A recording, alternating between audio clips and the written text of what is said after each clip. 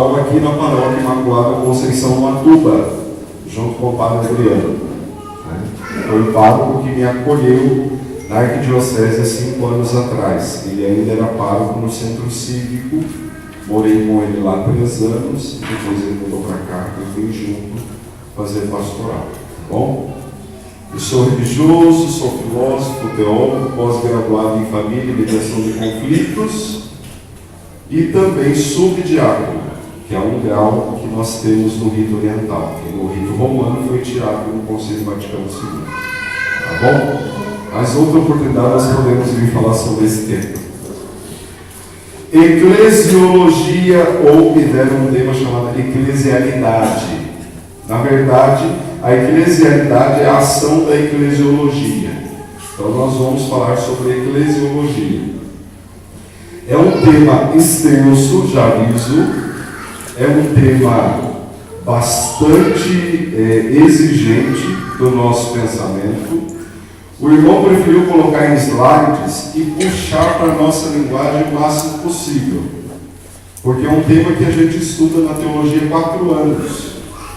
É difícil você falar em 1 hora todo esse tema. São 4 slides. Esse é o número 1.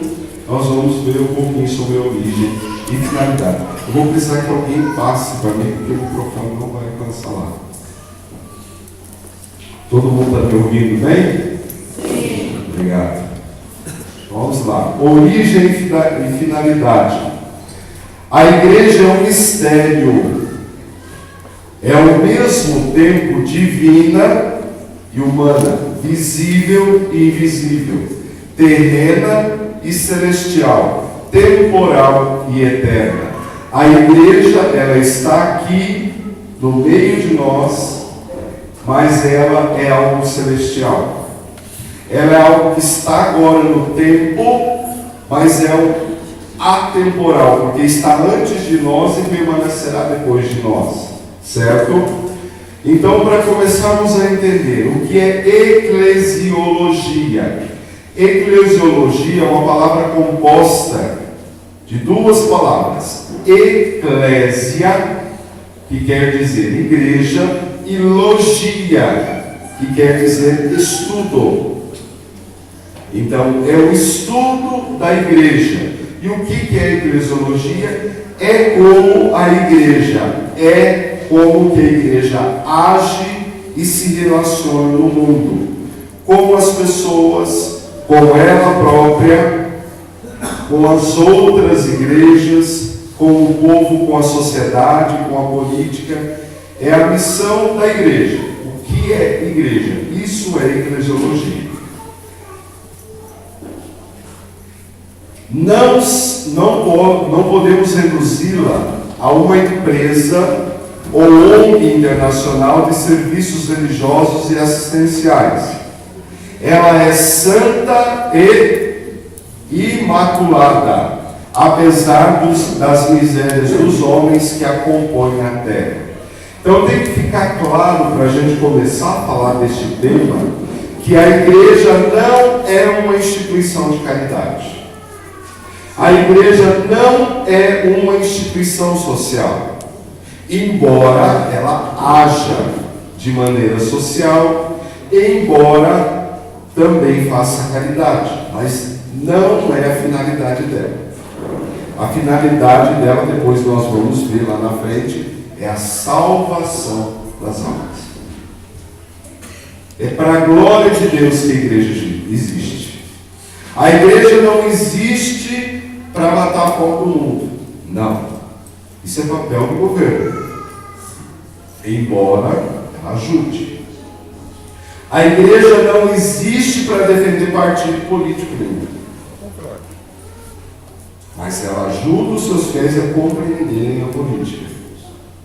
A igreja não existe para fazer festa. A igreja não existe para ter pastoral e movimento. A igreja existe para a glória de Deus. Então, isso tem que ficar claro. A igreja é um mistério. Vamos ler juntos lá o primeiro? A igreja é um mistério. E é ao mesmo tempo divina e humana. divina, porque ela vem de Deus, ela foi querida por Deus. Humana, porque nós estamos nela e nós somos um corpo místico de Cristo na igreja, somos humanos.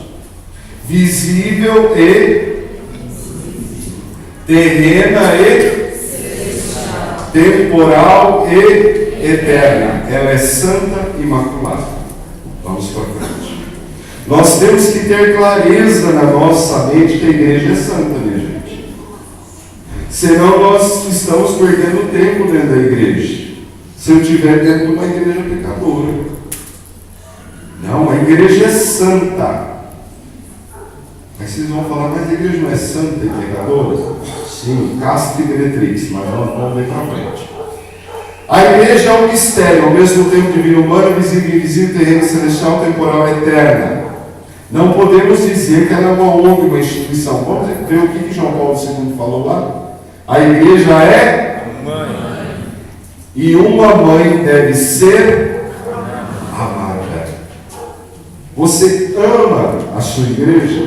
Sim. Eu dizia na homilia domingo passado, acho que foi domingo passado, domingo retrasado, celebrei a matriz aqui em Colombo, em Ubatuba, e disse para o pessoal, é diferente ser igreja e estar na igreja. Nós estamos com as nossas igrejas cheias de pessoas que estão na igreja, não que são igreja. E Dom Irineu Danelon, um bispo, que aposentou como bispo da Diocese de Linz, é fundador da Pastoral da Sobriedade, ele dizia, nós temos que ter uma igreja cheia de gente cheia, porque igreja cheia de gente vazia não adianta. Então, por isso, esta palavra de João Paulo II, a igreja é mãe, e como mãe, ela tem que ser amada. Do mesmo jeito que você ama sua mãe, você tem que amar a igreja. Tem que ser apaixonado por ela. Vamos para frente.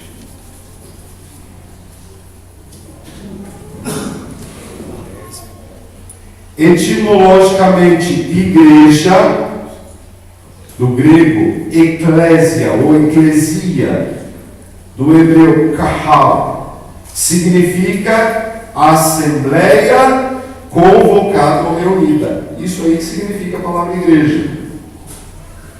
Às vezes as pessoas podem chegar para você e perguntar o que significa igreja. Aí eu sou catequista, sou membro de uma pastoral. Está dando calor, estou chegando isso. Sou membro de uma pastoral, estou na igreja e chega uma pessoa que não conhece nada e pergunta para mim, o que é igreja? Já parou para pensar que muitos de nós ainda não sabemos o que significa a palavra igreja? Às vezes a gente dá a finalidade da igreja, mas não diz o que é a palavra. Então, igreja vem da origem grega, eclésia ou eclesia, que significa assembleia convocada ou reunida. No Antigo Testamento significava comunidade santa e o povo de Deus reunido para o culto e louvor a Yahvé, ou a Javé. Na verdade, Javé é uma terminologia que a gente não deve usar muito, mas, inclusive, na liturgia foi tirado. Tinha um canto que dizia assim, Santo, santo é, santo, santo é, Deus do universo, ó Senhor Javé. Foi tirado, porque não é correto. Se você for pegar o grego, a palavra mais aproximada é Yahvé. Os nossos irmãos protestantes ficaram com Jeová, que também é uma tradução. Então, não devemos usar a palavra Javé. Por isso, inclusive na igreja, há murmúrios, há discussões que vão tirar a Bíblia pastoral de circulação, porque ela tem muitos erros de terminologia. Então, a melhor Bíblia para estudo é Jerusalém e para oração a Ave Maria. Tá bom? Então aquela Bíblia pastoral de capinha azul geralmente, mas tem outras capas também, ela é bem pobrezinha da linguagem, então provavelmente ela vai sair de circulação. Então é a Assembleia dos primeiros cristãos, Assembleia litúrgica, as comunidades locais são as igrejas, é o conjunto de todos os cristãos. Vamos para frente. 3 significados inseparáveis. Vocês podem anotar aí. Catecismo da Igreja Católica, número 752. A Igreja de Deus existe nas comunidades locais e realiza-se como assembleia litúrgica, sobretudo eucarística. Então a Igreja é a Eucaristia? Não. A igreja é a liturgia? Não. São ações que acontecem na igreja. A igreja é o povo de Deus reunido. É uma assembleia que está reunida para o louvor de Deus. Para frente. A igreja é um projeto trinitário. Existe pelo desígnio amoroso do Pai eterno. Foi fundada no tempo por Jesus Cristo, o Verbo encarnado, e é continuamente vivificada pelo Espírito Santo. Então, ela foi um desígnio amoroso do Pai, Deus Pai eterno. Em Jesus a igreja aconteceu, porque foi fundada nele. E o Verbo encarnado, ele que é o Verbo encarnado, ela continua a sua missão através da obra do Espírito Santo. Porque aí a gente pergunta assim: Jesus verdadeiramente nasceu? Sim. Sim ou não? Sim. Tem gente que tem alguma dúvida que Jesus nasceu? Então Jesus nasceu. Jesus verdadeiramente viveu? Sim. Jesus verdadeiramente morreu? Sim. Crucificado? Sim. Jesus verdadeiramente ressuscitou? Sim. E subiu aos céus? Sim. E depois? Como é que acontece o milagre da Eucaristia? Como é que acontece a absolvição dos pecados? Como é que acontece os milagres e prodígios no meio do povo? Por obra do Espírito Santo. E o Espírito Santo é Deus? Sim. É Deus. Então é por meio do Espírito Santo que a igreja continua agindo no tempo e na história. Embora o Filho tenha sido morto, ressuscitado e ascendeu aos céus. Mas aí nós lembramos: não vos deixarei órfãos, enviarei sobre vocês o meu Espírito. Para frente. Ela protagoniza a história da salvação desde há 2000 anos.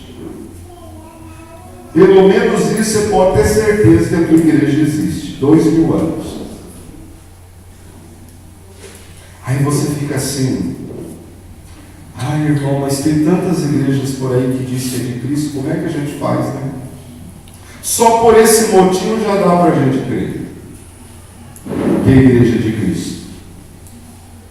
Vamos fazer uma recapitulação rápida.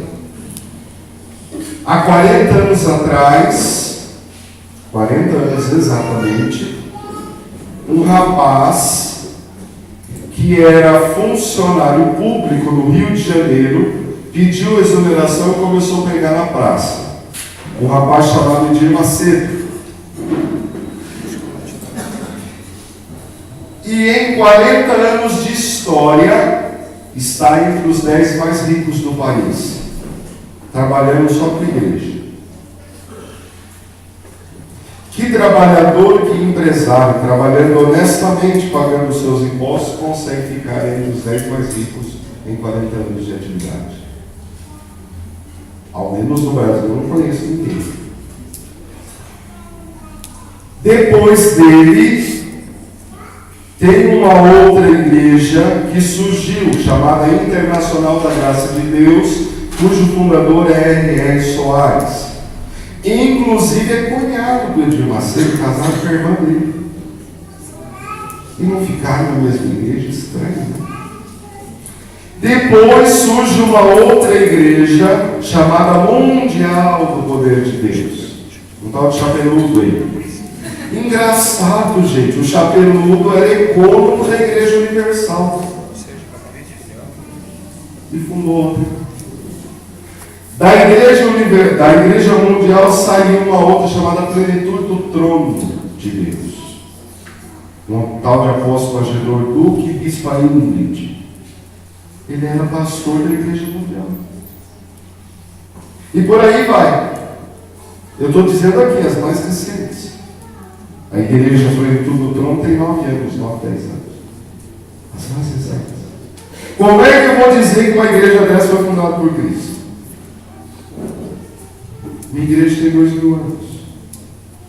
Eu, inclusive, disse na homilia outro dia, eu falei, minha gente, não precisa ser muito inteligente. Basta fazer esse cálculo básico. Agora, eu, inclusive meus pais são protestantes. E muitas vezes alguns pastores me convidaram para ir para lá. Aí eu disse assim, olha, eu vou, mas você tem que me responder uma coisa. O fundador da sua igreja nasceu, morreu. No caso da Assembleia de Deus, morreu. O Grunawing lá, os alemães, morreram. Crucificado? Não. Ressuscitou? Não.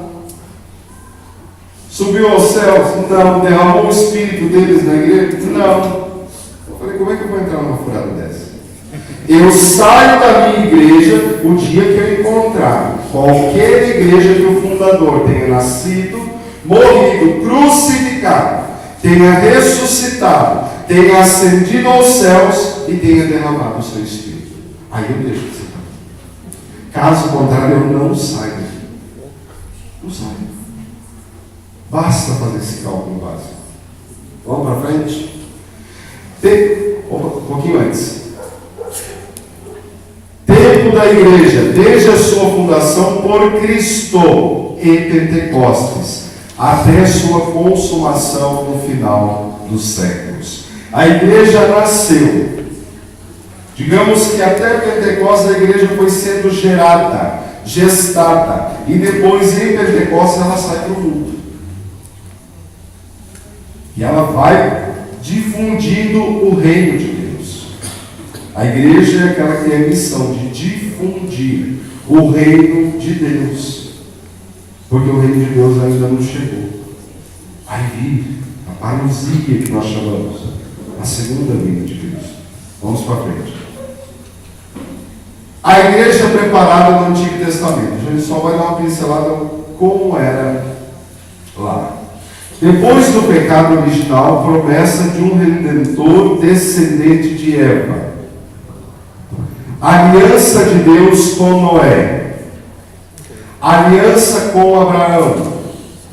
Promete-lhe torná-lo pai de um grande povo. Aliança com Moisés. Israel converte-se no povo de Deus.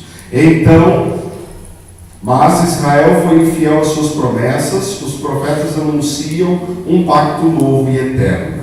Então, veja só. Foi, se eu não me engano, o primeiro tema do centenário do Espírito Santo nos grupos de oração, da renovação carismática. A ação do Espírito Santo no Antigo Testamento. Antes, no Antigo Testamento, o Espírito Santo agia e só foi derramado a algumas pessoas. Profetas, sumos sacerdotes, juízes. A partir do momento que Jesus veio e aconteceu Pentecostes, o mesmo Espírito que agiu na vida de Noé, de Abraão, de Moisés, de Isaac, de Jacó e companhia, esse Espírito Espírito que era reservado a algumas pessoas, a partir de Pentecostes foi derramado sobre todos nós. O mesmo. Então veja uma grande graça e a diferença da ação do Espírito Santo. Você recebeu no batismo o mesmo Espírito que agiu na vida de Moisés. Por isso a palavra de Deus ela diz: farão milagres e coisas ainda maiores do que eu fiz. Então, minha gente, veja só a graça. Só que às vezes a gente vai vivendo uma vida de barriga, vai levando uma vida de qualquer jeito que a gente não consegue compreender. Veja só, o Espírito Santo sobre a Igreja Católica foi derramada abundantemente e plenamente.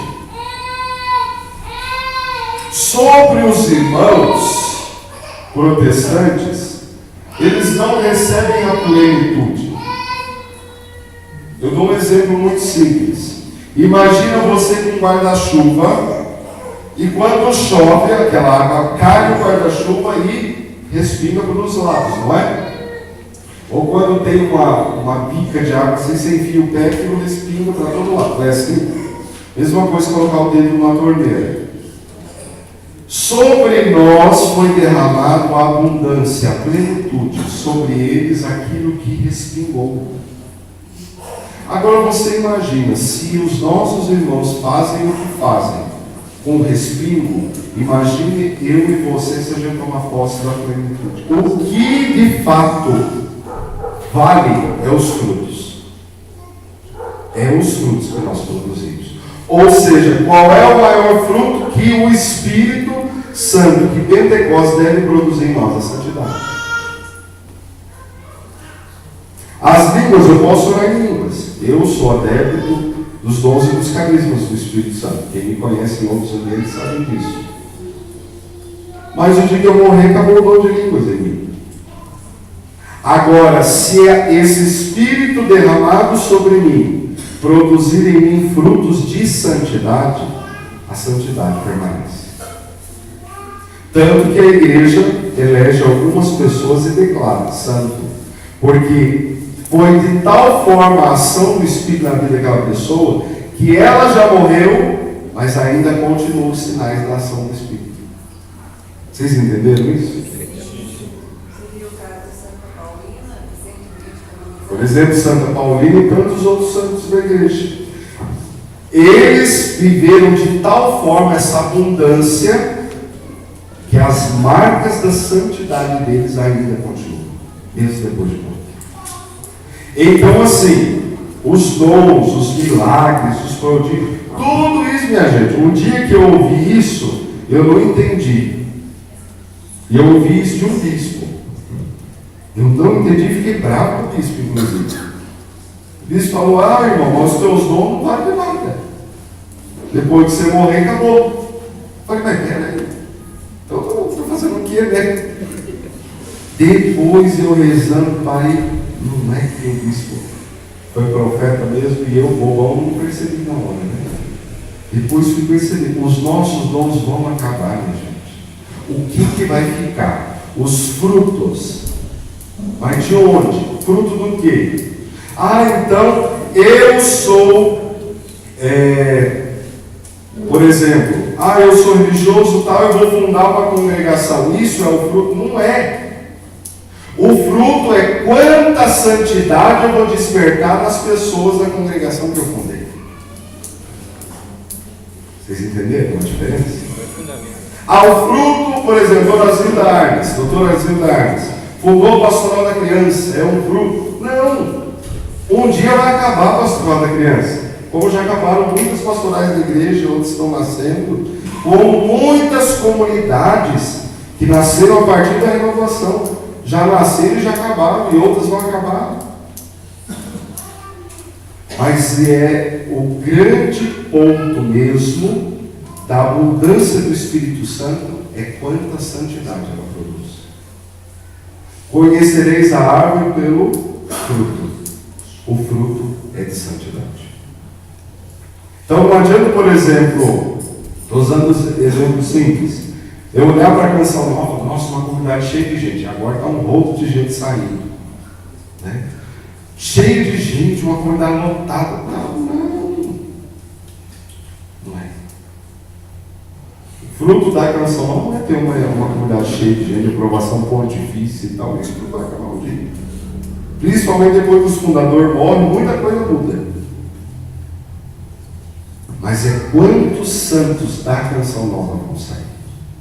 Aí que está o fruto da abundância. Mas não depende do bispo que aprovou a Canção Nova, não depende do Papa, não depende do Padre Jonas, não depende dos padres que tem lá.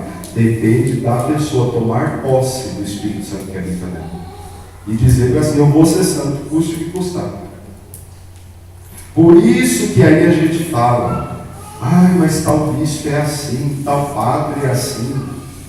Meu irmão, minha irmã, eles são homens. Se o bispo é santo, não é santo, se o meu pároco é santo, não é santo, se a minha coordenadora é santo, não é santo, o problema é deles. Eu vou ser santo, porque eu tenho a plenitude do Espírito Santo, que vai me dar graça a sentir. Clareou um pouco. Vamos para frente. Cristo quis e de fato fundou a igreja. Não é só espiritual, mas ao mesmo tempo visível e hierárquica.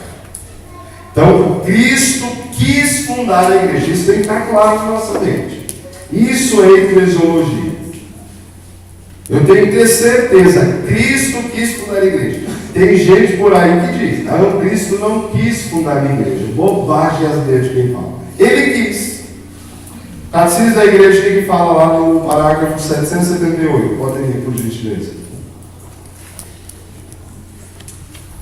A igreja foi fundada pelas palavras e pelas obras de Cristo. A igreja foi fundada pelas palavras e pelas obras de Cristo. Tem para mim essa palavra, Mateus.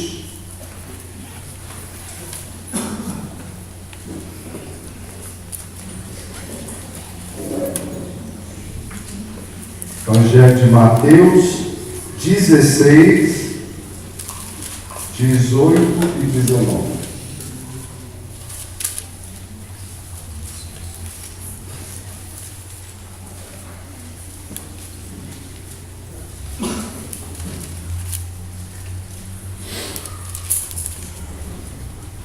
Alguém pode ler, por gentileza, com voz bem alta?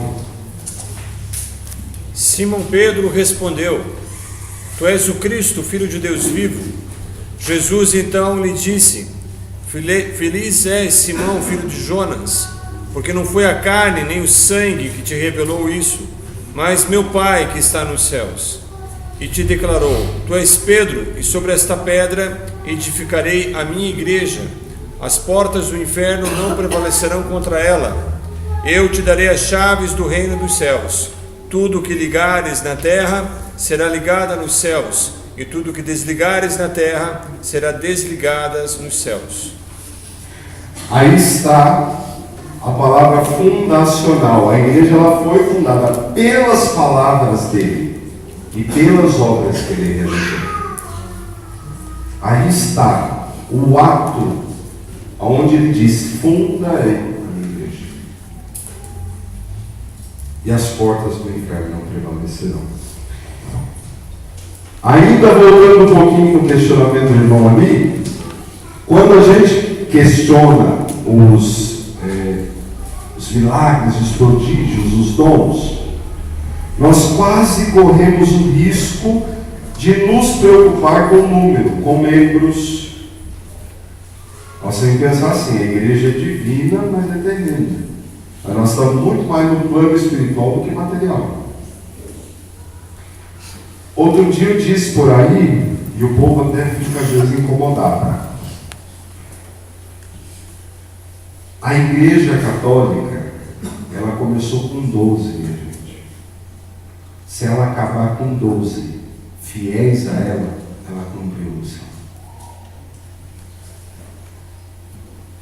A nossa preocupação, a nossa pastoral, no nosso movimento, na nossa capela, na nossa paróquia, nunca deve ser número. Igreja lotada. Igreja cheia, cheio. Que conheça Cristo, que ame a Cristo, que sirva a Cristo e que queira ser santo. Ser católico e não querer ser santo não condiz. Não dá certo. Não cabe dentro do mesmo espaço. Ah, eu sou católico, mas não quero ser santo. Então você está no lugar errado. Eu sou católico e quero ser santo. Por quê? Porque eu tenho a plenitude do Espírito Santo. A função da igreja não é juntar membros. A função da igreja é santificar os membros que ela tiver. Para frente. Edificarei uma igreja firme, ou seja, teve intenção de afundar. As portas do inferno não prevalecerão contra ela, ou seja, ela durará para sempre. E nada pode destruir a igreja. Aonde tiver na face da terra, gente, a Antártida tem 3% só de gente. E lá ainda tem católico. Aonde tiver gente querendo ser santo e que seja católico, a igreja ainda existirá. Aí vem o martírio de tantos homens e mulheres que morreram, mas não negaram a fé. Por isso, a igreja nunca o inferno vai prevalecer sobre ela. Vamos para frente.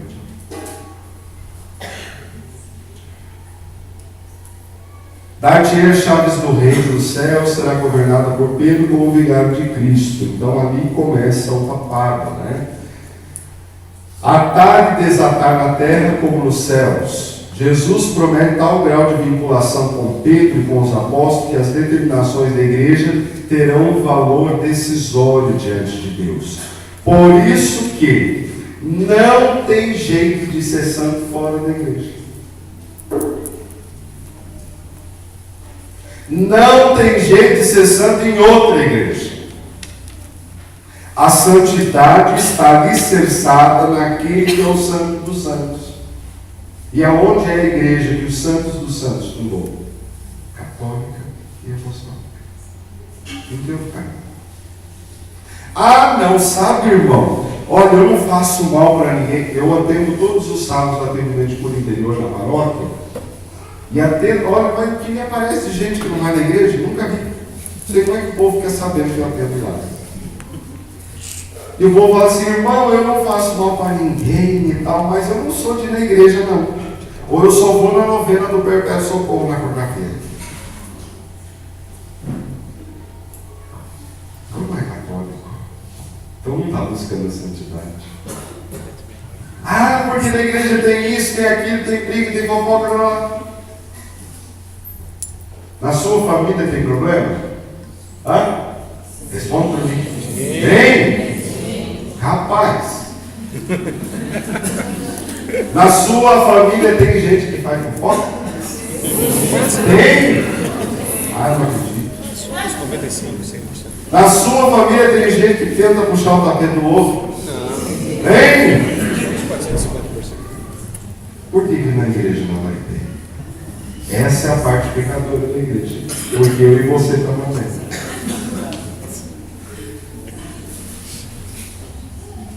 Então não tem como. Primeira coisa, vocês podem até anotar aí, tem que ficar claro. A igreja foi fundada e desejada por Cristo. Ponto final, não se discute. Segunda coisa, a finalidade da igreja é a santificação das almas. Ponto e não se discute. Terceiro ponto, está aqui, ó.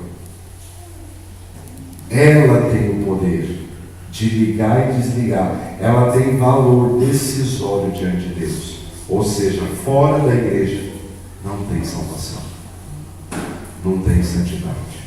Só pode ser salvo se eu estiver dentro da igreja. E da igreja certa. Eu não posso viver sobre mentira. Eu tenho que viver sobre a verdade. Para frente. Na festa judaica do Pentecostes, o Pai e o Filho enviaram o Espírito Santo. A igreja manifestou-se ao mundo e começou a sua atividade pública na história. Vamos ver o que Santo Agostinho disse no Sermão 267. Podem ler, por gentileza. Aquilo que a alma é para o corpo do homem, é o Espírito Santo para o corpo de Cristo, ou seja, para a igreja. Aquilo que é alma para o corpo, tem corpo que vive sem alma? Só se for corpo seco, né? Não tem corpo sem alma. Assim não pode existir uma igreja sem o Espírito Santo. Então, se eu tenho certeza que o Espírito Santo está aqui, eu tenho certeza que eu estou na igreja, certo? Eu tenho certeza que eu estou no caminho certo. Porque ela tem a graça de derramar sobre mim um Espírito dado por Deus. Para frente. Tem que apressar um pouquinho. Tem mais 3 slides. 3 slides que eu falo não é 3 páginas. São 3 combos de slides. Na festa judaica do Pentecostes, o Pai, o Filho enviaram o Espírito Santo, Santo Agostinho. Frente. Isso. Gaudium et Spes, número 40, documento da igreja. Vamos ler juntos? Nascida do amor, Pai eterno, fundada por Cristo Redentor, reunida no Espírito Santo, a igreja tem uma finalidade escatológica e de salvação, que só no século futuro poderá alcançar plenamente. olha que lindo isso. A igreja, nascida do amor do Pai eterno. A igreja só nasceu porque Deus Pai ama a humanidade. Deus Pai tem um amor tão louco, que enviou Jesus. Não sossegou, continuou esse amor louco, derramou o Espírito Santo. Não sossegou, deixou a igreja para acompanhar todos aqueles que ele ama. O Pai eterno, ele nasceu dele, a igreja. Ela foi fundada no tempo. O tempo nosso, por Cristo. Mas ela se reúne, ela está agregada no Espírito Santo. Ela tem finalidade escatológica e de salvação. Ou seja, a finalidade da igreja não acaba, não se encerra neste mundo. A finalidade da igreja é para o mundo futuro. E qual é o mundo futuro? A salvação, a santificação. E somente vai se completar com a vinda de Cristo. Para frente. Cristo, Filho de Deus feito homem, é o único Redentor do homem. Serve-se da igreja como instrumento da redenção universal. A igreja, ela é instrumento que vai nos conduzir para a salvação. Quem é a salvação? Eita, gente. Quem é a salvação? Jesus Cristo. Jesus. Não esqueçam daquela musiquinha tão velha. Pega assim. Jesus Cristo é o Senhor. Vocês conhecem? Jesus Cristo é o Senhor. Glória a ti, Senhor. Quem tem mais de 30 anos já conhece essa música. Vamos para frente. A igreja não se compreende sem Cristo, que a fundou para perpetuar na história a sua missão. A igreja é, vamos ler em vermelho? Sacramento universal de Salvação. Lumen Gentium, número 41. A igreja é sacramento universal de salvação. Existe igreja para salvar e para santificar as almas. É para isso que existe igreja. Por isso que a gente não pode pôr outra coisa no lugar do ser Cristo. A gente tem que tomar muito cuidado com as coisas por aí. Quando você vai numa igreja que a pessoa se exalta, ela tem o poder, ela cura, ela faz. É o paninho de não sei o que passa na chaveadora do banho. Cuidado. É sinal eficaz e real da ação redentora de Cristo entre todos os homens até o fim dos séculos. Vamos lá. O fim salvífico da igreja é. Vamos ler? Sobrenatural, salvação acima das forças humanas. Podem ler.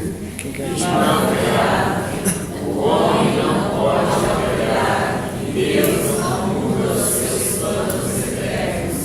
A igreja não é a instituição assistencial. Ela é sobrenatural, ela está acima das nossas forças. A igreja é algo sobrenatural. A igreja é algo inalterável.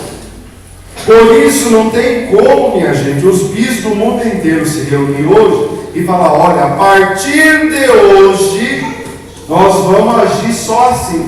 Não dá. Porque o plano de Deus ele não muda.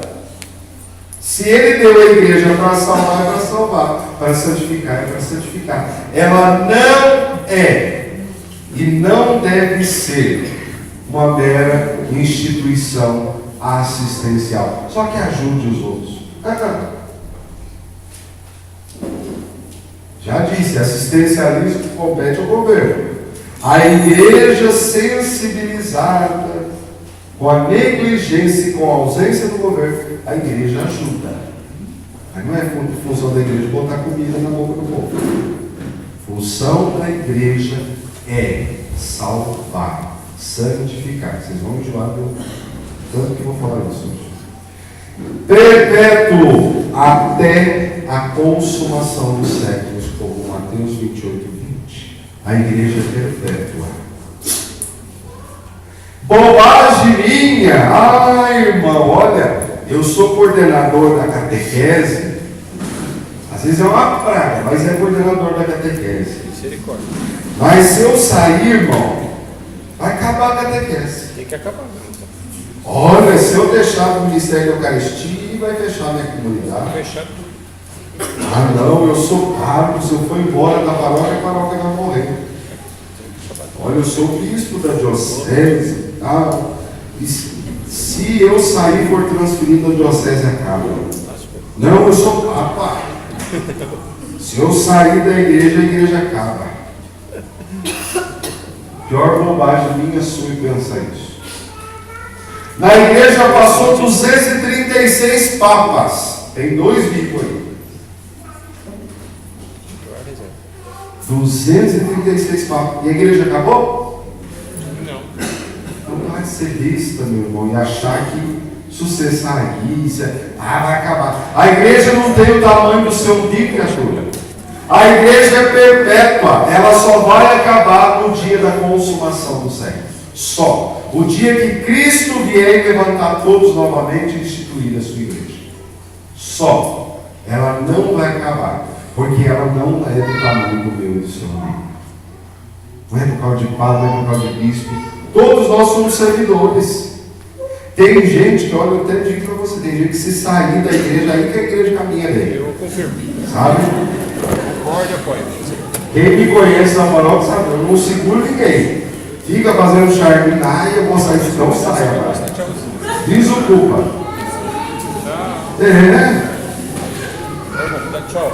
Tem gente que ia fazendo melação, né? Não, porque eu, minha cristã, 50% condenada, gente. Porque na igreja não cabe eu, a igreja é nós, a igreja é Cristo. Antes de você nascer, já tinha igreja católica? Depois que você morrer, ela vai continuar. Pense nisso. A igreja é perpétua, universal. Ela oferece a salvação para todos. Ela não escolhe pessoas. Frente. A Lumen Gentium. Esse documento é muito bom. Foi vontade de... O que foi vontade dele? Santificar e salvar os homens. Não somente sem qualquer condição,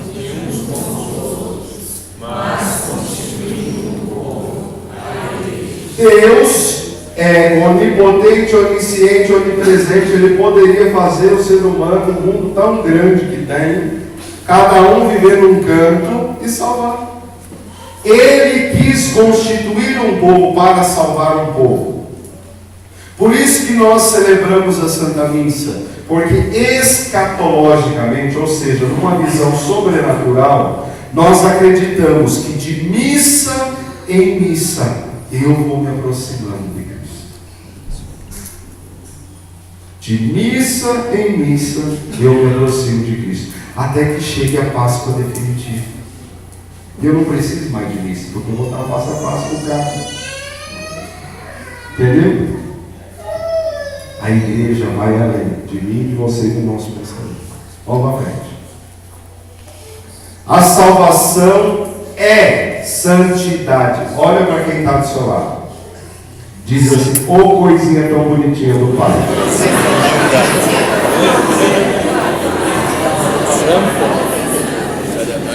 Diz para ele, a salvação é a santidade. Você quer ser salvo? Seja santo. Vamos à frente. Não se podem distinguir. Só quem lutar por corresponder a Deus e usar os meios de salvação da igreja alcançará a sua salvação. Vamos ler junto isso aí? Não se podem distinguir. O que não pode distinguir? A salvação é santidade. Não tem jeito de ser salvo se não for santo. Não tem jeito de morar no céu, ver a face de Deus se não for santo. Não tem outro caminho. Tem que se santificar para chegar a contemplar a face de Deus. Vamos lá? Só quem lutar por corresponder a quem? A quem? Vai responder a quem? A Deus. Você tem que corresponder a Deus. Padre passa, bispo passa, papa passa, coordenador, coordenadora passa. Marido, mulher, filhos passa. Problemas e sofrimentos passam. E no meio de tudo isso você tem que corresponder a Deus. E usar os meios de salvação da igreja. Tudo que a igreja oferece para que eu e você seja salvo.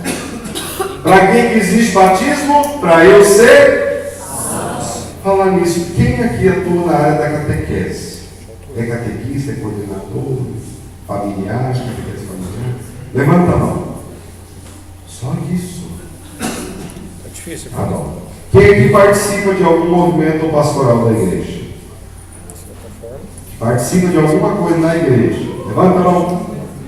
A maioria. Então eu vou fazer a pergunta assim. Digam para mim o que significa a palavra sacramento, sem pesquisar no Google agora. O que significa a palavra sacramento? Hã? Isso, está quase aí. Resumidamente está aí. Vamos ver. Alguém sabe mais completo? Vamos lá. Vou repetir 3 vezes para vocês não esquecerem. Sacramento é. Quantos sacramentos tem? 7. Então os 7 são a mesma coisa.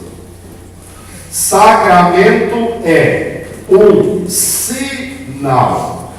Sacramento é sinal. Sensível e eficaz. Sacramento é um sinal sensível e eficaz. Instituído por Cristo. Na onde? Na igreja. Instituído por Cristo. Na igreja. Para quê? Para que eu e você possa ter acesso à salvação. Para quê? Para que eu e você tenha acesso à salvação. Então, sacramento é um sinal sensível, eficaz, tem poder, eficaz, instituído por Cristo na igreja para que eu e você sejam salvos. Vamos repetir isso? Sacramento é um sinal sensível, eficaz, instituído por Cristo na igreja para que nós sejamos salvos. para que eu e você tenham acesso à salvação. Eu sou batizado para ser salvo. Eu me confesso, Vanusa, não é por bonito para sair contando para os outros que eu confesso, não. Tem uns carismáticos quando converte que saem contando. Eu me confesso uma vez por semana. Ai, Zebista, confesso a glória. Eu sou batizado para ser salvo, eu me confesso para ser salvo. Se eu sair contando para os outros que nem profeta, tem que tomar cuidado, porque daí, em vez de livrar dos pecados, está pecando mais ainda. Quer você parecer? Eu comungo para ser salvo. Eu recebi o Santo Crisma para ser salvo. Eu recebo o sacramento do matrimônio da igreja para ser salvo. Eu sou ordenado àqueles que têm a vocação para a vida ordenada para ser salvo. Eu recebo a unção dos enfermos para ser salvo. É para ser salvo que existe sacramento. Sacramento é o quê? É um sinal sensível, eficaz, instituído por Jesus Cristo, aonde? Igreja, para que sejamos salvos. Tem acesso a. Se você viver os sacramentos da igreja, você já tem grande chance de ser salvo. Mais uma pergunta dentro do sacramento. De todos os sacramentos, qual que é o mais importante? Agora quem for catequista fica quietinho. Porque às vezes já sabe, né? De todos os sacramentos, qual é o mais importante? Batismo. Não. Não também.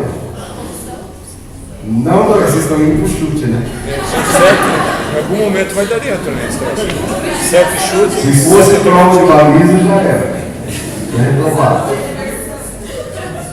De todos os 7 sacramentos, o mais importante é a Eucaristia. Por quê? Porque todos os outros 6 sacramentos, tudo isso que eu estou dizendo está no Catecismo da Igreja. Tudo isso, todos os outros sacramentos, eles transmitem a graça de Cristo. A Eucaristia transmite o próprio Cristo. Então, quem não comunga, não tem jeito de encontrar Jesus lá em si.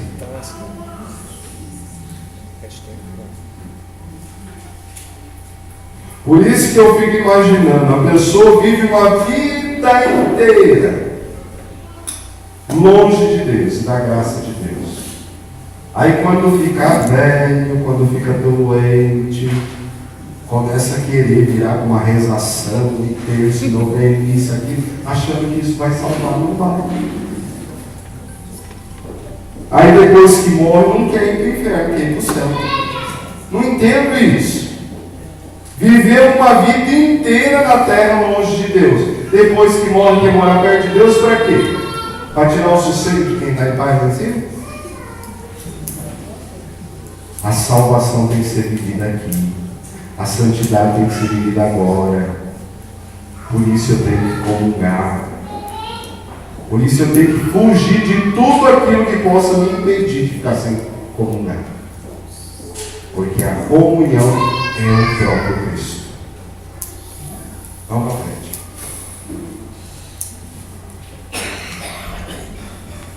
Igreja Reino Apostólica Actuositate. Número 2. Vamos ler junto?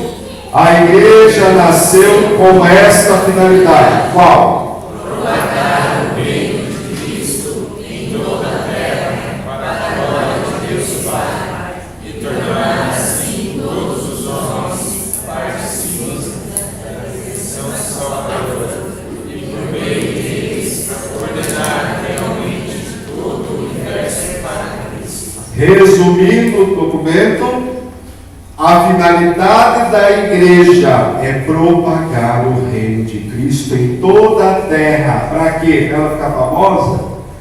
Ela tem mais gente? Não, é para a glória de Deus. É para a glória de Deus. Assim como diz o catecismo, a liturgia existe para a glória de Deus. É para a glória de Deus. E para fazer com que todos os homens possam participar da redenção salvadora. Todo o universo seja contaminado pela presença de Cristo. À frente.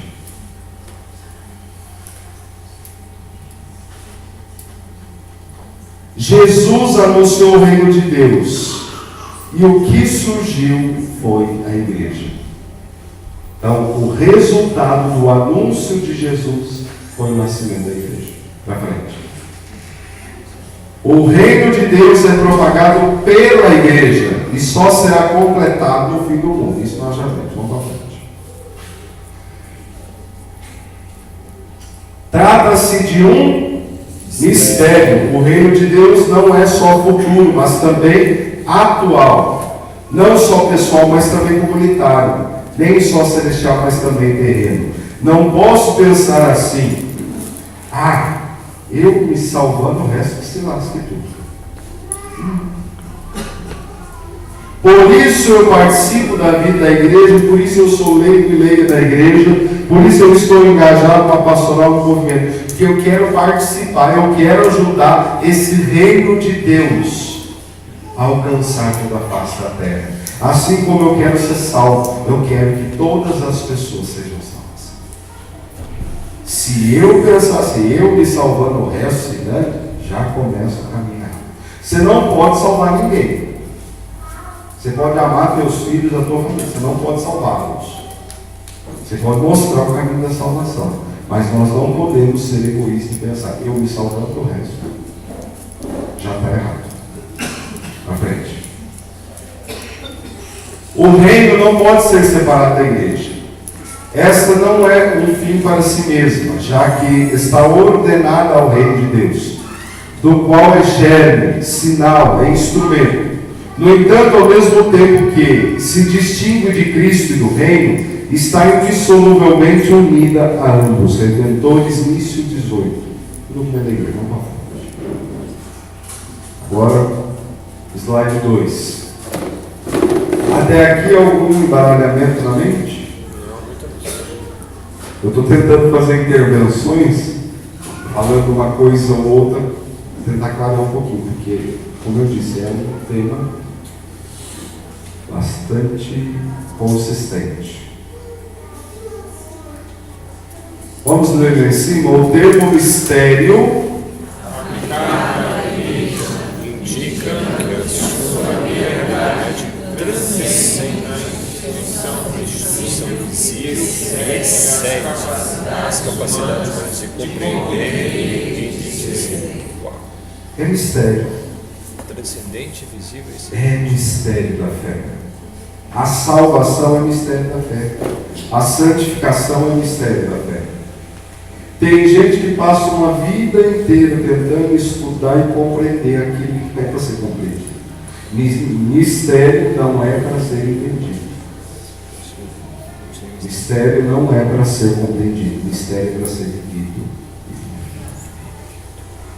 Sacrosanto contínuo. É característica da igreja ser simultaneamente humana e divina, ou seja, casta e meretrix, visível e dotada de elementos invisíveis, presente no mundo, e no entanto peregrina, mas de tal modo que nela o que é humano está ordenado e subordinado ao divino, o visível ao invisível, o presente à cidade futura que esperamos. Então, o que é humano na igreja está submetido a tudo aquilo que é visível, que é divino. Aquilo que nós vemos está submetido àquilo que é invisível. Você vai na Eucaristia, você olha Jesus, você enxerga ele escondido no véu do sacramento. No véu do sacramento. E o dia que nós nos santificarmos por completo e formos para a salvação, não terá mais véu. será olho no olho. Eu vou ver Cristo como Ele é. Mas aqui na terra, eu já quero antecipar esse dia. Por isso eu vou participar da liturgia, participar dos sacramentos. Eles antecipam aquilo que não mais terá reservas, mas será eu face a face com Deus. Por frente. Não mera justa posição entre a comunidade espiritual e a instituição social. Ambas se compenetram, são autenticamente ao mesmo tempo. Já falamos também. O mistério da igreja só encontra ponto adequado de semelhança no mistério do Verbo de Deus encarnado. Se a sua santíssima humanidade serviu a Jesus de instrumento de redenção universal, analogamente, Deus serve-se dos elementos visíveis da igreja no mundo de instrumentos para a salvação dos homens. É aquilo que eu acabei de dizer. Tudo que temos já é uma antecipação do que viveremos no céu. Podem ler, por gentileza? A Santíssima Trindade coopera na origem, na fundação e em cada um dos instantes do desenvolvimento eclesial. Também em sua finalidade salvífica e no seu destino último, até a instalação definitiva do reino de Deus. É essa turma pesada aí que age com o poder da igreja, a Santíssima Trindade. O Pai, o Filho e o Espírito Santo. É em nome da Trindade. É eles que fazem a graça da igreja continuar em pé. É a Santíssima Trindade. A incorporação pessoal à igreja deve realizar-se mediante o batismo em nome do Pai, do Filho e do Espírito Santo. Ou seja, eu só sou batizado de fato se for em nome da Trindade. Tem gente que batiza por aí em nome de Jesus, não é válido. Por isso que a Igreja Católica, algumas igrejas elas aceitam o batismo, outras não. Porque o batismo só é válido por uma pessoa já batizada e que seja em nome da Trindade. Na frente. É a maneira de se incorporar à igreja. A Lumen Gentium 6 toma da Sagrada Escritura muitas imagens da igreja. Redil, cuja única porta é Cristo. Rebanho de Deus, esses são nomes que a igreja adotou, né? Redil, cuja única porta é Cristo. Rebanho de Deus, que Cristo pastoreia. Campo e vinha, que o Senhor cultiva. Edificação de Deus, cuja pedra angular é Cristo. Esposa, a que Cristo ama e se entrega para santificar. Isso é mais por uma questão de curiosidade. Imagens mais elaboradas, alusivas a de cada uma das pessoas divinas. Povo de Deus, para frente. Corpo místico de Cristo. Templo do Espírito Santo. Imagens da igreja, povo de Deus. É um povo sacerdotal, que tem por cabeça a cidadania, adquire-se por de quem? Espírito Santo. E traz a dignidade e a liberdade dos filhos de Deus. A sua lei, o mandamento qual é? Quem não ama está perdendo tempo na igreja. Não adianta você fazer novena e mais novena. Não adianta você rezar e rezar cada vez mais. Não adianta você ir à missa todos os domingos, comungar todos os dias, confessar todas as semanas. Se você não der conta de amar, você está perdendo tempo. O único mandamento da igreja é amar. A Ele sobretudo e ao próximo. E o próximo é aquele que pisa no nosso calo, aquele que nos difama, aquele que nos prejudica. Somente aquele que vive no amor, Deus vive na pessoa. Se o amor não reside em nós, Deus não está dentro de nós. Qual é o fim? Dilatar mais e mais o reino de Deus, fazer difundir.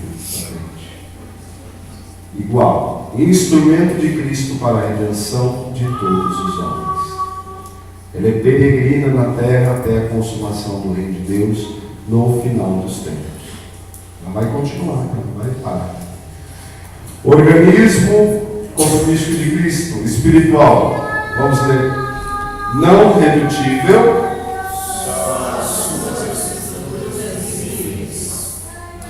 alentado por quem é a alma? Espírito Santo. Frente.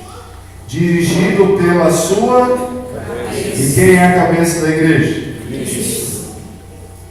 Cujos membros são Os fiéis cristãos, unem-se com a cabeça e entre si, por meio do batismo, se fortalecem pela recepção da Eucaristia dos outros sacramentos. Ou seja, a igreja é um organismo espiritual. Ela tem uma alma, que é o Espírito Santo. A cabeça é Cristo.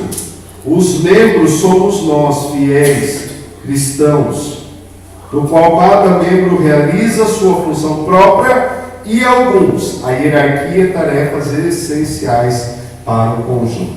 Cabeça e membros, formamos o Cristo total. Santo Agostinho sobre a unidade da igreja. O Cristo total só se torna assim. Por isso não adianta ter uma igreja só com bispo e não ter povo. Não adianta ter uma igreja com povo e sem padre, sem bispo. Vocês entendem?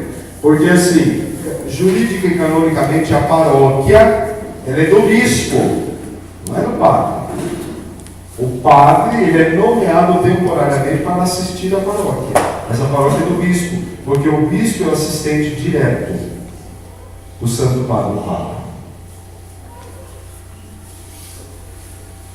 Templo do Espírito Santo. Santo Agostinho amplia os seus limites de aplicação. Deus habita no seu templo, não só o Espírito Santo, mas também o Pai e o Filho. Portanto, o templo de Deus, ou seja, de toda a Trindade, é a Santa Igreja, toda ela, a do céu e a terrena. Então aqui nós entramos, nós temos 3 tipos de igreja. Quem sabe dizer quais os 3 tipos de igreja? Triunfante, padecente e militante. Provavelmente vocês já ouviram isso por aqui, não é? Triunfante, padecente. Quem é a igreja triunfante? Os santos, que estão salvos no céu. A igreja padecente, os irmãos que já morreram, mas estão no purgatório. E a igreja militante, todos nós. Vamos para frente. Para acelerar um pouco mais.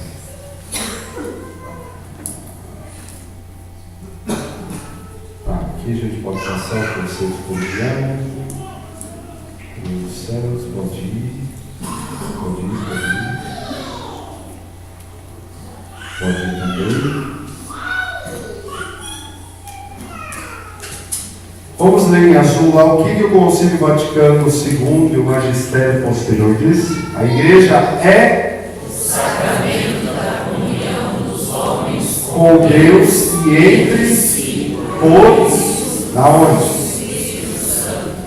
Não revela o mistério. O elemento divino da igreja torna sempre insondável ao homem a profundidade do mistério. Mistério para ser entendido? Mistério é para ser vivido, contemplado. Para frente. Para frente. É a instituição fundada por Cristo para quê? Que mais? O corpo místico de Cristo formado pelos batizados que professam a mesma fé. Participam dos mesmos sacramentos e estão unidos ao Papa. Isso. Vamos para o último, para finalizarmos. Pode ir para o 4. Eu acho que ele está primeiro na ordem dos slides.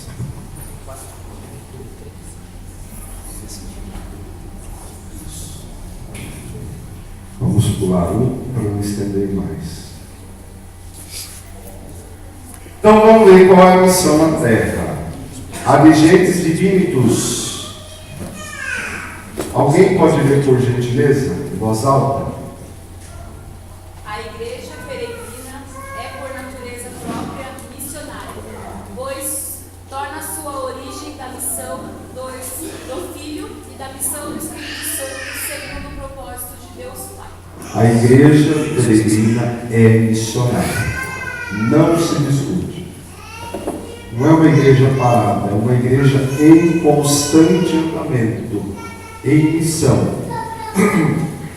O fim salvífico universal que Cristo deu à igreja visível marca toda a sua razão de ser, natureza, constituição hierárquica, organização e atividade. Para frente. Alguém pode ler o Lumen Gentium 5? A igreja recebeu a missão de anunciar o reino de Cristo e de Deus e instaurá-la em todos os povos. Vamos guardar isso para eles. Vamos ler todo mundo junto agora? A igreja recebeu a missão de anunciar o reino de Cristo e de Deus e instaurá-lo em todos os povos.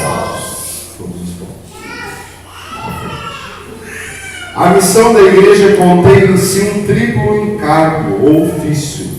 A igreja possui as potestades anexas. Vamos ver quais são elas? O ofício de ensinar, ou o ministério profético, que corresponde-lhe à potestade de magistério.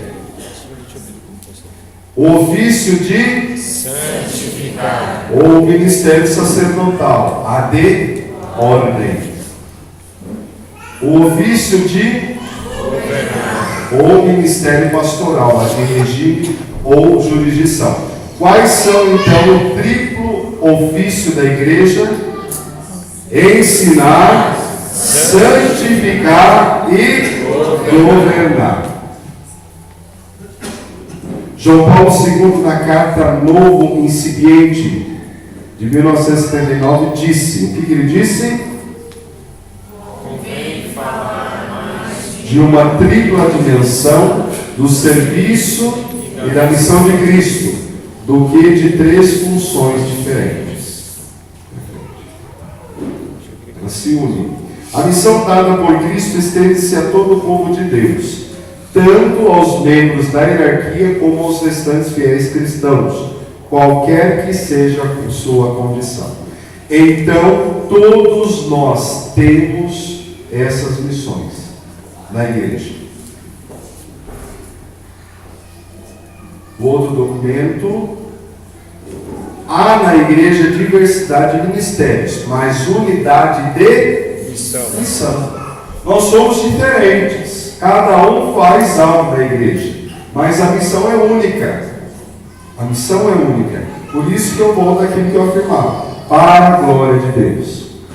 Eu sou catequista para a glória de Deus. Eu canto para a glória de Deus. Eu sou ministro da Sagrada Comunhão, extraordinária Sagrada Comunhão, para a glória de Deus. É uma só missão.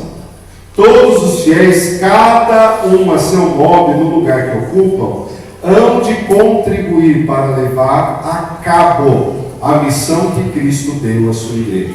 Olha para a pessoa que está ao seu lado, diz: coisinha tão bonitinha do Pai. A missão também é sua, diga para ele. Não adianta, diga, jogar nas costas do padre, nem do bispo.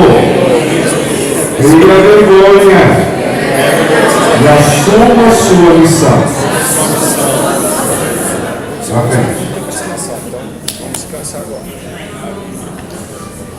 Potestade de magistério, ofício de ensinar. A mais direta referência evangélica à missão magisterial da hierarquia da igreja é Marcos 16,15. O que está escrito lá em Marcos? E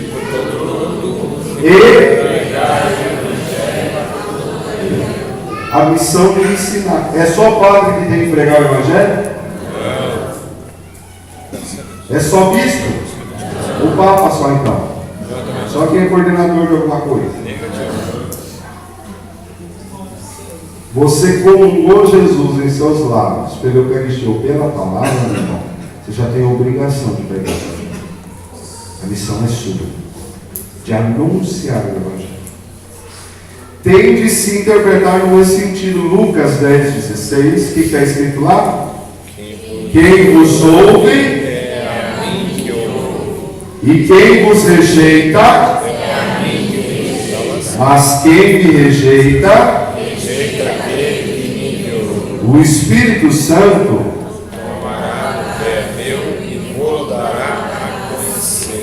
ensinar-vos e vos recordará tudo o que vos disse. Está lascado agora. Olha para quem está do seu lado e diz assim: Jesus chamou. Agora lascou. Porque se eu pregar o Evangelho, não a mim, mas se eu pregar o Evangelho e alguém me rejeitar por causa disso, vai estar rejeitando o irmão Charbel? Vai estar rejeitando quem? E se alguém te rejeitar por causa do Evangelho, vai estar rejeitando a você? Rejeitará? E não só Jesus, mas aquele que enviou Jesus, o Pai, vai estar rejeitando a Trindade. Já pensou o rolo danado? Eu não quero rejeitar a Trindade, não. Ele ser rejeitado no mundo. Cristo quer que o Evangelho esteja presente sempre na igreja mediante um magistério vivo e completo. Eu devo acreditar no magistério que está na igreja, nos papas, nos bispos, nos padres. Eu devo acreditar no magistério, naquilo que eles ensinam. Tá certo que tem gente que diz umas bobagens por aí, mas aí é o humano falando. Mas aquilo que ele prega em nome de Cristo e da igreja, eu devo dar atenção à frente.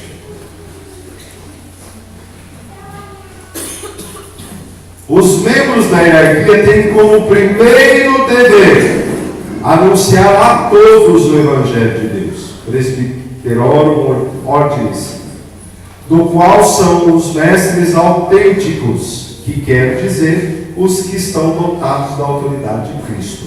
Então, o bispo, o Santo Padre Papa, os bispos e os padres, eles têm como primeiro dever ensinar o Evangelho.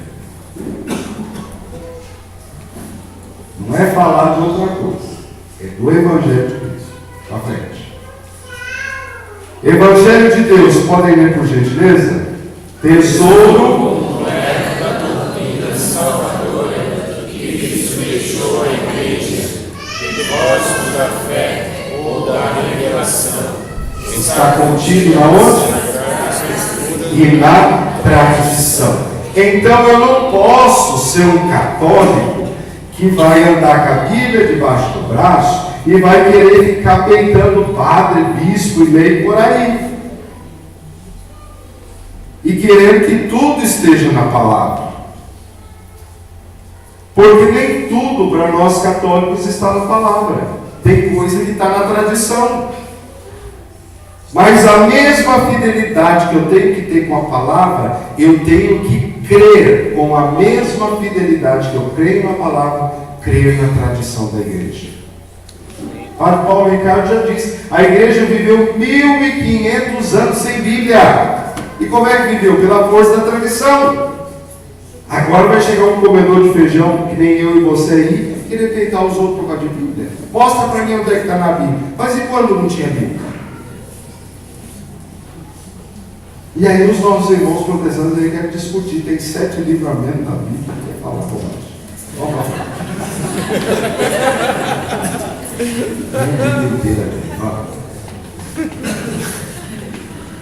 Juntos com a assistência de quem? Espírito Santo. A função do magistério da igreja consiste em guardar, aprofundar, expor e difundir a verdade revelada na Sagrada Escritura e na onde? Não dá para separar Sagrada Escritura e tradição. Não dá. Foi a tradição que me trouxe a Sagrada Escritura. Foi os apóstolos ensinando de boca em boca. Depois veio a Escritura. Então, por isso, até um tempo agora tem uma discussãozinha aí. Dom Henrique andou respondendo, que é o bispo de Palmares, andou respondendo. O que veio antes? A Bíblia ou a igreja? E começou que errou.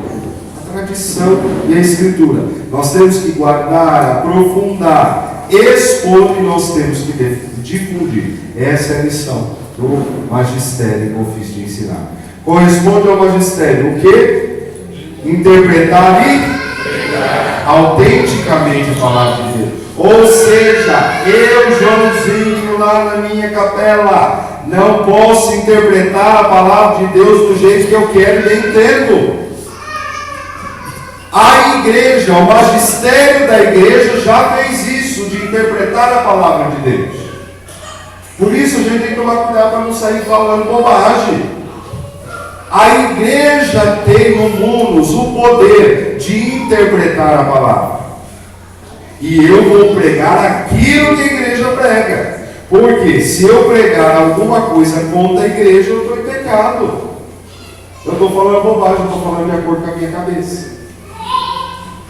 Ou seja, eu estou virando protestante. Ou eu estou unido a Cristo e a cabeça, a igreja, ou eu sou protestante. Estou fora da comunhão. Sou excomungado. Na frente.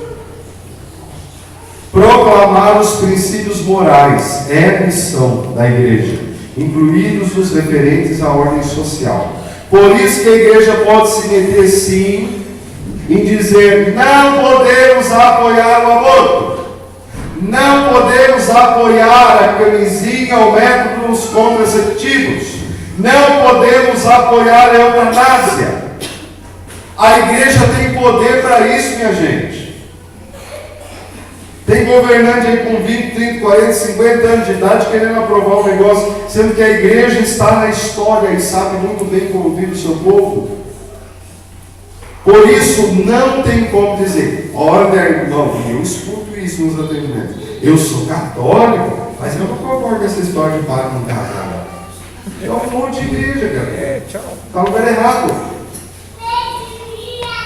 Você tem que pensar assim: não é a igreja que tem que ser do tamanho do seu umbigo, da sua mente. A igreja é muito maior, ela é sobrenatural. Eu tenho que bater o pé com o olho fechado e confiar e acreditar naquilo que a igreja diz é o melhor, é a verdade. Se a igreja diz que não pode haver aborto, eu vou dizer: não pode haver aborto. Eu também não aceito aborto, porque eu sou católico. Se eu não tiver unidade de comunhão com a igreja, eu tenho que me retirar. A igreja tem poder de proclamar os princípios morais, dar o seu juízo sobre qualquer assunto humano, quando exijam os direitos fundamentais da pessoa ou a salvação das almas. À frente. Tipos de magistério. Podem ver, por gentileza? Está acabando, viu, gente?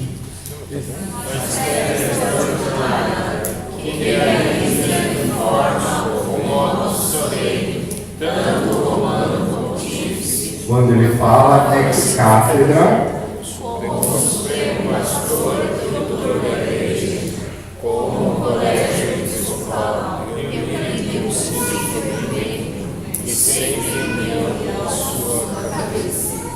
aquilo que o Papa fala, ex cátedra, ou seja, como pastor supremo e doutor da igreja, é indiscutível e é infalível. E eu tenho que confiar, de olho fechado. Ele não está falando em nome dele, ele está falando em nome da igreja. Para frente. Magistério ordinário, o exercido cotidianamente pelo Papa e pelos bispos em comunhão com ele, quando ensinam acerca da verdade cristã e as suas implicações práticas.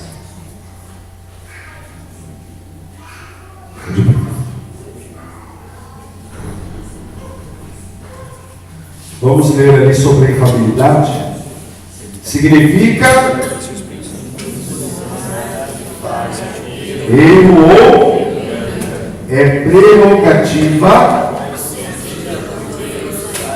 igreja pela qual não pode esta não pode equivocar-se na guarda e exposição da doutrina revelada. Tem coisa que não dá. A igreja diz que Jesus é santo. Depois a igreja vai dizer que não sabe se é ou não é. Não tem. Ela diz. A igreja tem esse poder e nós temos que crer na igreja. A infalibilidade deriva direta e claramente da intenção de Jesus Cristo, conferir a sua própria autoridade aos ensinamentos apóstolos e de seus sucessores, assim como da assistência constante do Espírito Santo à igreja. Por frente.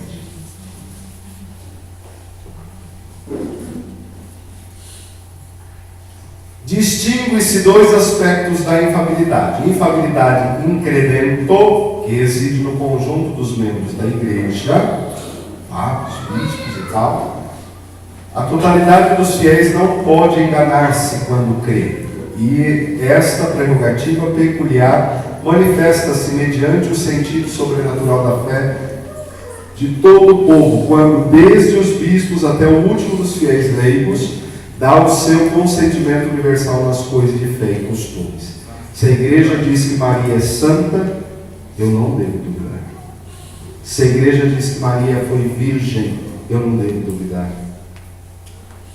Se a igreja diz que Jesus está na Eucaristia, se a igreja diz que o sacerdote pode, em nome de Jesus, absolver os pecados, são coisas que eu não devo duvidar, minha gente. Eu devo crer pelo poder que age na igreja, através da ação do Espírito Santo. E a infalibilidade indocendo, própria do magistério, ou exercido pelo Papa, ou pelo colégio episcopal unido ao Papa, quando se cumprem determinadas condições.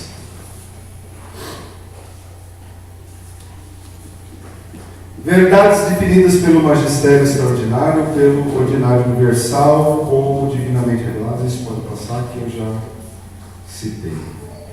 Assentimento, questão da negação da heresia. Pode passar.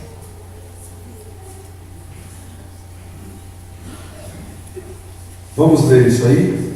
Verdades definidas pelo magistério. extraordinário pelo ordinário. Como doutrina proposta,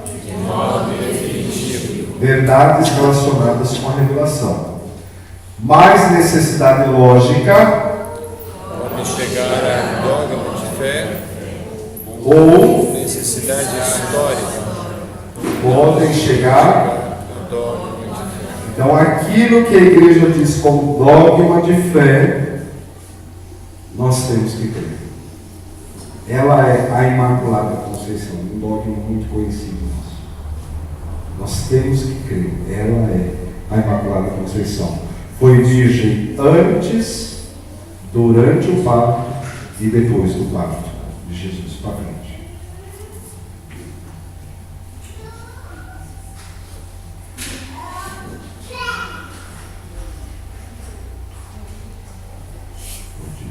Pode passar. Verdades expostas pelo Romano Pontífice ou pelo Colégio dos Bispos, como expressões autênticas do magistério ordinário, sem intenção de proclamá-las como ato definitivo. Não infalibilidade, assentimento religioso da vontade, do entendimento. Exige um grau de adesão diferenciado, conforme a natureza dos documentos ou o teor das expressões verbais.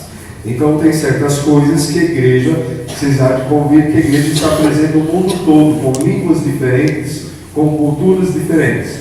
E às vezes a nossa percepção daquilo é diferente de um povo. Por isso que, por exemplo, às vezes a gente briga tanto das missas afros, etc. Eu não vejo sentido de no Brasil ter missa afro para brasileiro. Não é da nossa cultura. Agora, se no Brasil existe uma comunidade de afrodescendentes, aí sim, como tem a igreja ucraniana que tem missa para os ucranianos e ucranianos. Então, aquilo que não faz parte, não tem por que existir. Aquilo que não faz parte da nossa cultura. Para frente.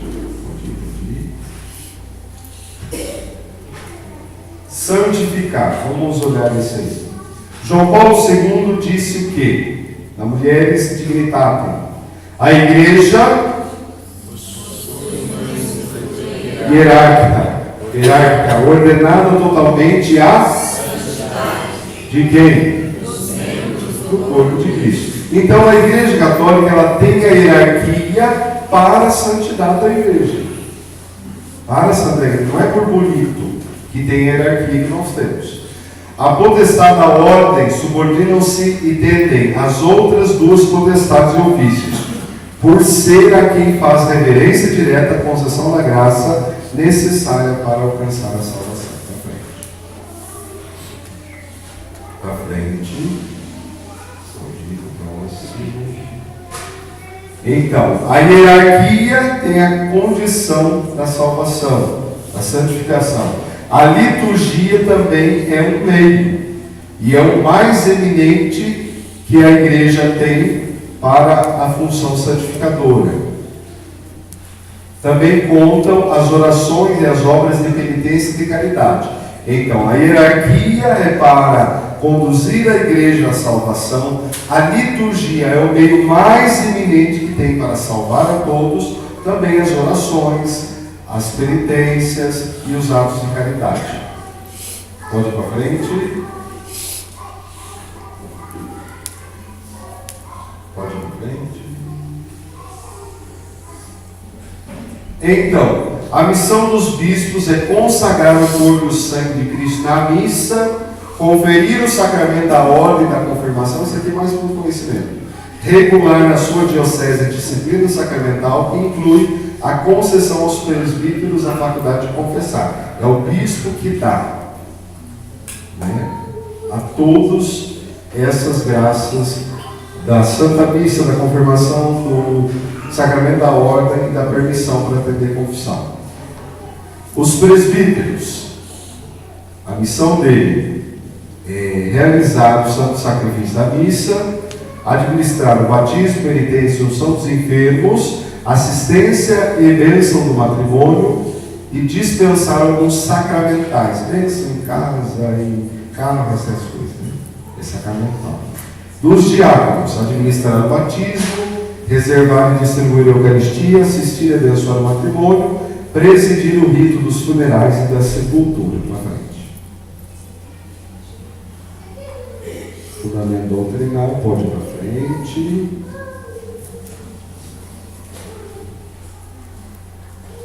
Só para a gente ter claro na nossa mente. O Romano Pontífice é sempre o pastor supremo da igreja.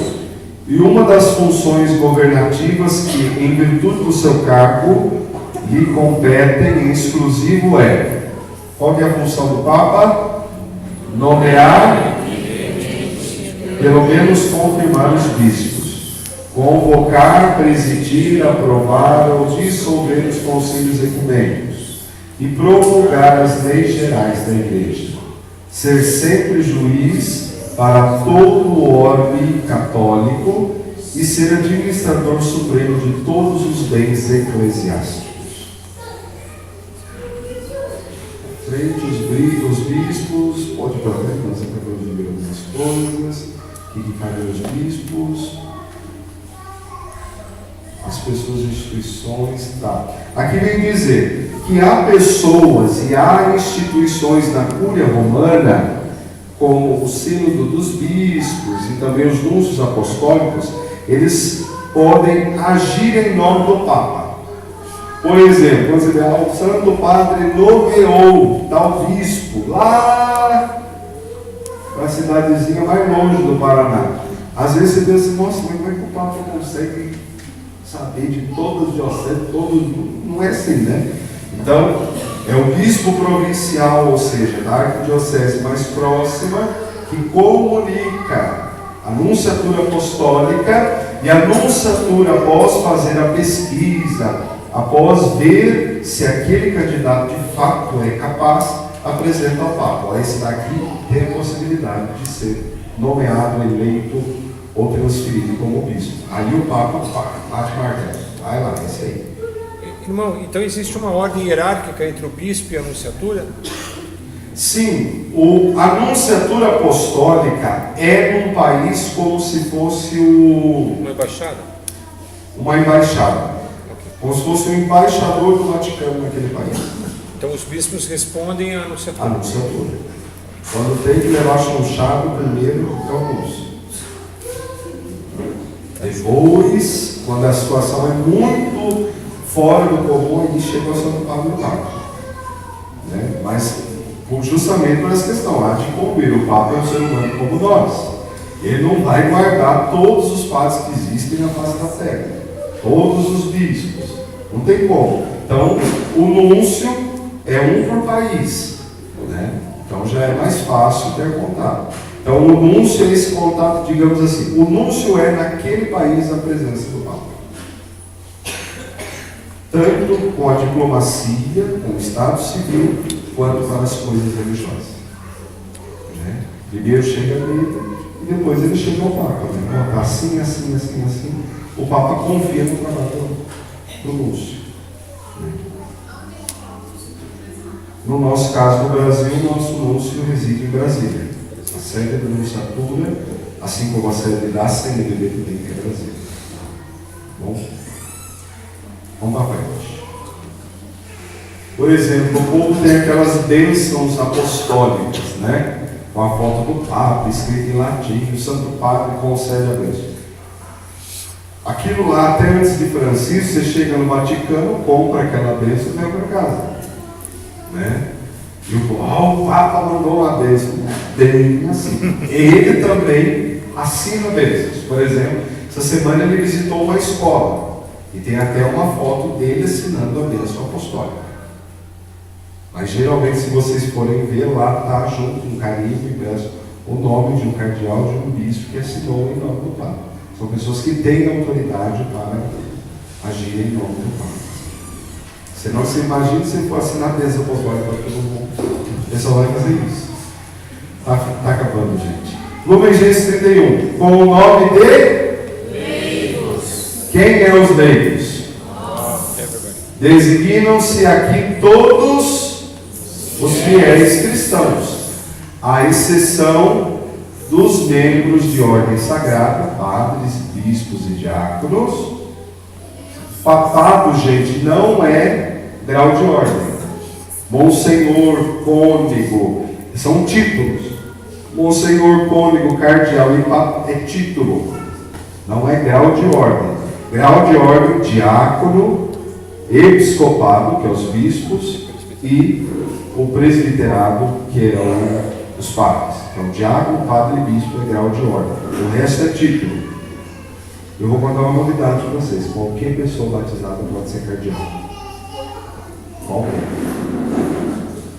Porque é um título que pode ser conferido. Assim como o Papa nomeou agora 14 cardeais, dentre eles um ou dois padres, que não são nem bispos. É um título. Monsenhor é a mesma coisa, é um título. Cônego é um título. Não é grau de ordem. E os estados religiosos aprovados pela igreja. Os irmãos, as irmãs, freiras, os freis, né, de clausura ou não, tem essa diferença também.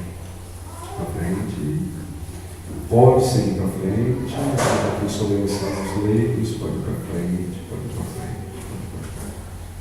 Vamos segurar mais vocês, vamos.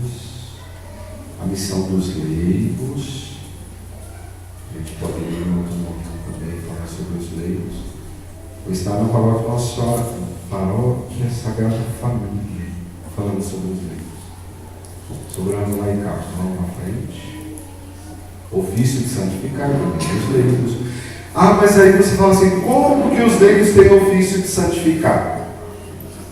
Sendo santo. No trabalho, na casa, no matrimônio ou na vida solteira. no colégio, na faculdade, na rua, nós temos que viver a santidade. E o nosso jeito de ser tem que conquistar o outro para também ser santo. Tem que despertar no outro o desejo de santidade. Olha para frente. Olha para frente, o apostolado dos leigos. Vamos só ver aqui, ó. No apostolado dos leigos, no ofício de ensinar. Primeiro, podem ler por gentileza, número 1.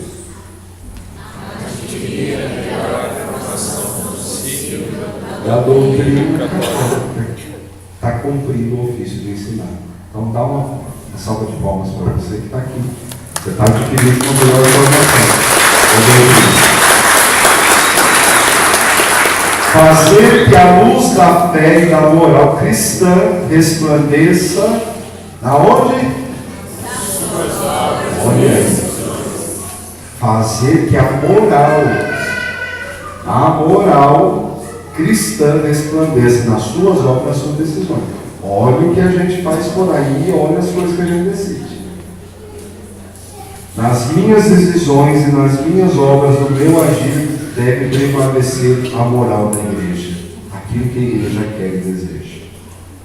Trabalhar para que a mensagem divina de salvação seja conhecida e aceita em todo o lado. Pode para frente.